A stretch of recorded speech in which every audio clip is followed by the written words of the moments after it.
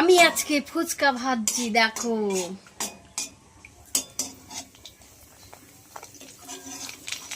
ফুচকা। আর এই দেখো ভেজে ভেজে ঝাঁঝরিতে রাখছি।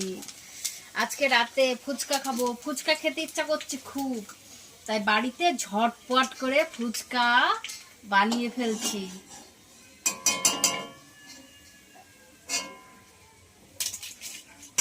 আজকে ফুচকা খাবো, ফুচকা খাবো, ফুচকা ফুচকা।